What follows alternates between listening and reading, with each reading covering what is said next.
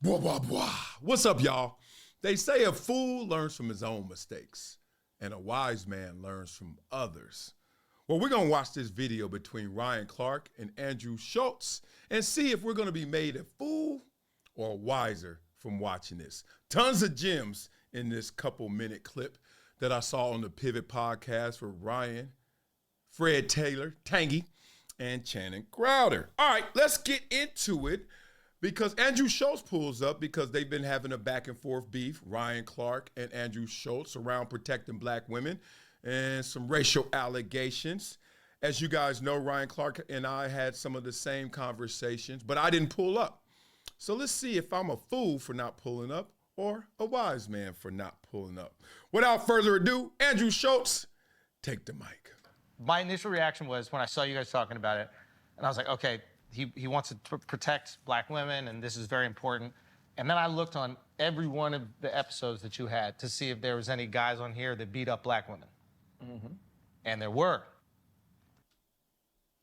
Okay, Ryan Clark is like, because Andrew Schulz is coming out guns ablazed, as you can see in that demeanor right there.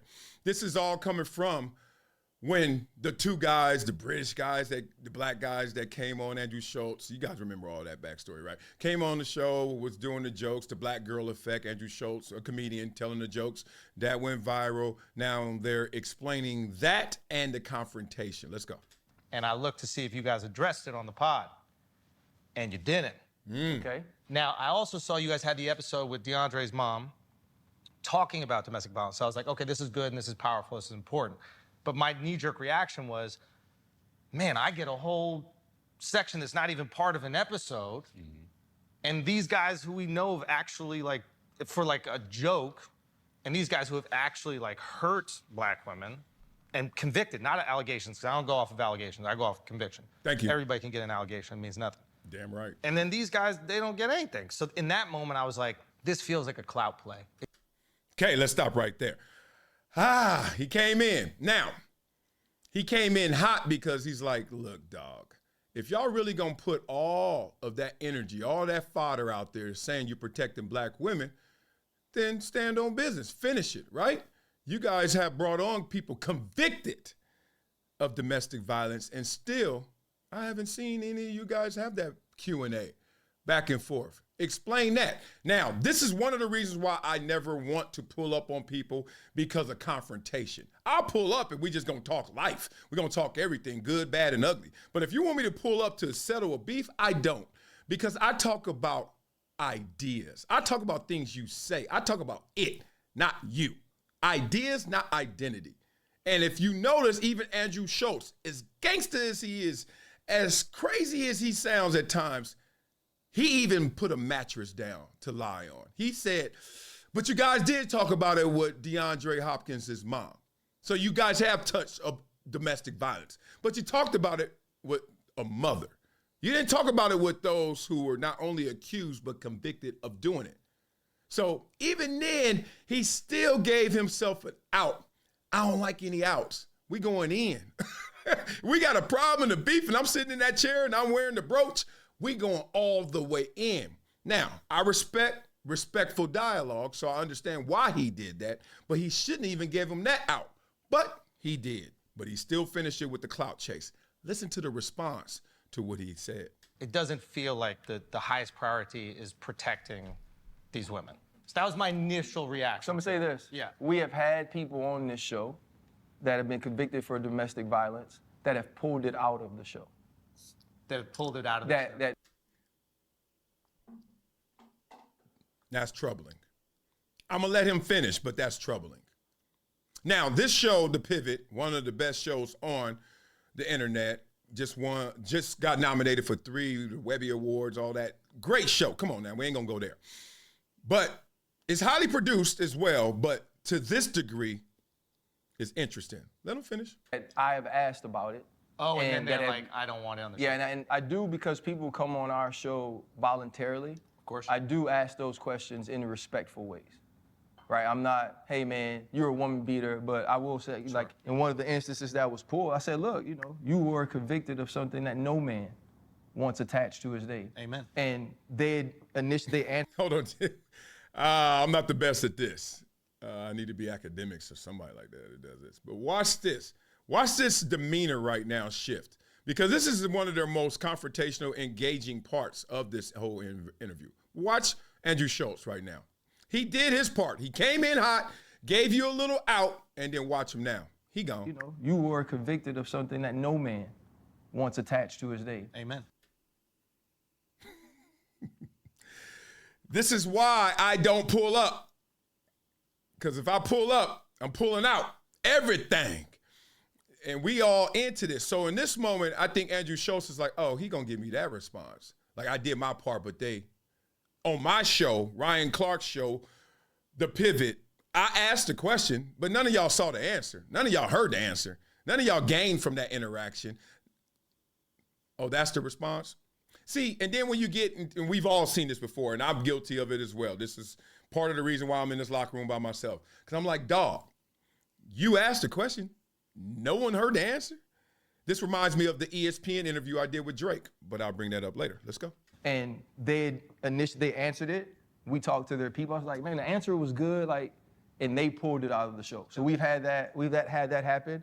We also had an instance with one of our guests who was talking about sexual assault, and he talked about it in a way that almost said that, okay, how do we blame the women? And I addressed that as well. Yeah. So as far as for me, I try to address it in every opportunity that I get a chance to with them. Yeah. I try to ask them questions in ways that We lost Andrew, y'all, but keep going. they get to tell their side of the story. Yeah. When they sit with us, I do not bash them over the head with it, condemn them, or judge them in the moment. Yeah. I do try to have a conversation about it. We're all like, Okay, I'm going to stop right there, guys, because I think Andrew got his answer, and he got it so early, he didn't want to hear the rest of the answer.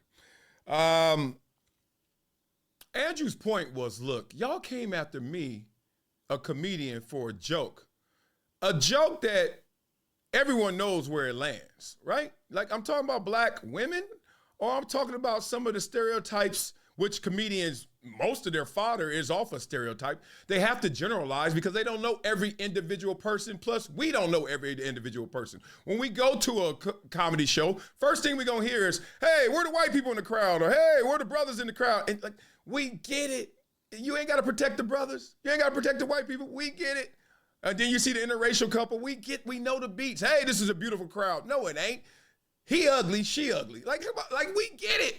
So Andrew didn't want to say it. I know in his group text is there. I asked him directly, were y'all clout chasing? And then he told me, no, I actually asked these questions, but they're never in the show. That is the definition of clout chasing. Want to know why? Because you know what was in the show? Andrew Schulz, talking about him. That didn't get taken out. Oh, because he wasn't there, because he wasn't convicted. So when you protect the convicted, but you don't protect the guy who's just telling a joke, what is that saying about you? What is that saying about the show? What is that saying about production, etc.? Let me bring up the Drake conversation because these are some beats that are parallel to this. So everyone knows there's this interview out there. ESPN had it. I don't know if it still has it or it burned it like the Spygate tapes. Point being, we did an interview with Drake. And Drake in this interview went in on Kendrick Lamar. Okay, he was just like, look, I don't know when it was, Control, it was like 2013, Control verse. Something got Drake saying, forget it. Let me just blow up the spot. I'm bigger than Kendrick. He ain't nothing to me. I'm tired of this little dude, blah, blah, blah, blah. And then we were ready. We usually went live. That day we had to tape because Drake's a superstar. And Drake was like, well, I can only do it at this time. So we had to do it at that time. And we only had like 30 minutes or so more before it was going to air. And then all of a sudden you start getting those phone calls. I guess the same one that Ryan Clark gets about, we can't let that air. We can't let that get out. We can't let this and that. And we were like, forget it. It was Max Kellerman and myself. We didn't care. Like, we were like, dog, it's coming out. But that's the only level of pull we had. We said that. There were bosses, our immediate bosses, coordinated producers, et cetera, who's like, we got your back. If y'all want it out, we putting it out.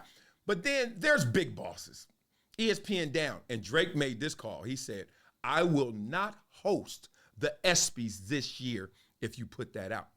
Well, obviously they ain't put it out because they wanted Drake to host the ESPYs. You know, risk and reward. Like, it wasn't worth that. It wasn't worth that to ESPN. This parallels that. on a show that is great, you ask a question, they answer, but we don't get to hear it. What do they say about, like, if a tree falls in the forest and no one's there to hear it, did it make a sound? Something like that. In all seriousness, it does sound like clout and the clout chase. Worse than that, though, forget the clout chase, because we throw that around too often. Everybody's trying to get views, likes, clicks, retweets, blah, blah, blah. Even though I think this is one of those. It reeks of censorship. Yeah.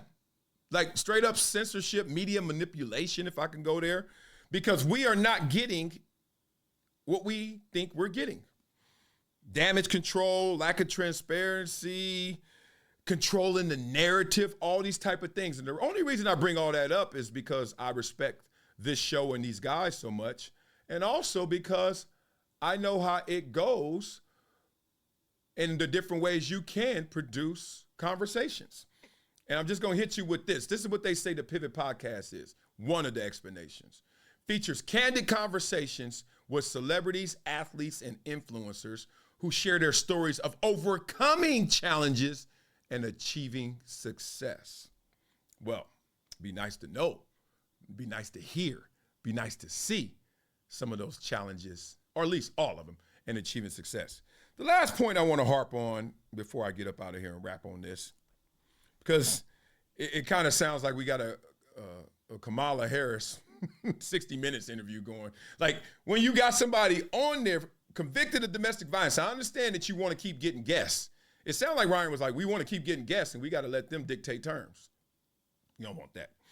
But the point is, if they come on there and it reeks of this, like if I come on there right now and you don't ask me about them allegations, one, I don't think this is a real show, and two, I think you ain't a real dude.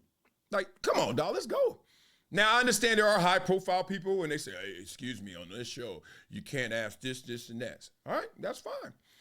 And at the same time, I'm like, well, this may not be the show for you, but that's their decision to make because I respect their show. But I'm just letting you guys know, on a show that will go and blast a comedian for a joke is the same show that will have something real on there and don't let us see it. Not exactly the best explanation from the Ryan Clark. And without further ado, you know what it is time. It's time to do what, boy? Get them flows, boy. Let's get that thing. This is some Clout Chase Chronicles between Schulz and Ryan Clark. Andrew Schulz, let me hear you. Yo, mic check. Let me talk my spit. Clark on a soapbox, but he slipped a bit. Talking victimhood, man, that's your lane. But your guest list looks like a mugshot chain. Woo! You scream protect black women for the views, then dap up dudes with court dates in the news. I ain't saying names, but Google never lies. Got felonies hiding in your podcast vibes. Whoa, clout chasing like you a TikTok teen. Saying woke lines just to keep it clean. But real ones see through that scripted scene. You trying to wear the crown, but you forgot your queen. Ooh, look, I ain't for clicks or fame. I stand on truth. Ryan Clark's my name. Protecting sisters, I meant that deep.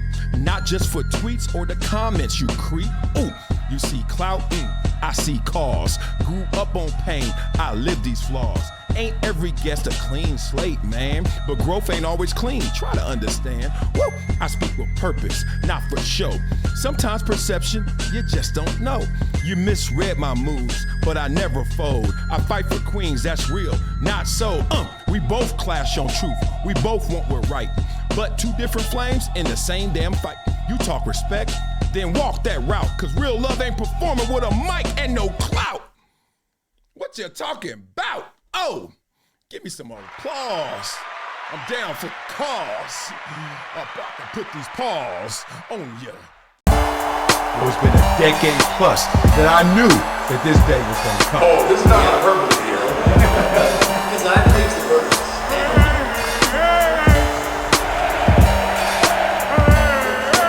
Time to hydrate. Hydration's the situation, so.